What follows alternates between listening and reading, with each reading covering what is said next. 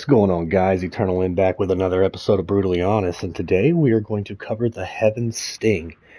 Now, this particular legendary used to have somewhat of a shine way back in the day when the game first released. You know, blowguns were not good back in the day, back when the game first came out. We did not have the ability to damage enemy health through poison. It literally just affected stagger gauges, and so I can understand why they went with what they went with for the Heaven Sting, with having a 20% chance to insta-kill non-Oni targets. On bronze through gold, I could see this, getting some kind of use. But as you start to step into Nightmare and now Platinum, its usage drops dramatically with the amount of Oni that are in those modes, right? This is not a good legendary. In fact, this is a terrible legendary. I am not fond of this at all whatsoever. The only reason I have this at 120 and with the perks and properties that I do is because this particular legendary goes with my farming of Trials of Iyo assassin build.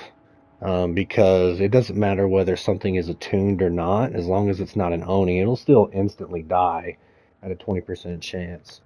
So for those trials where you need to like crack those hearts or blood eggs or whatever the hell you want to call them, leading like the golden boys, the ones with the shield and the helmet.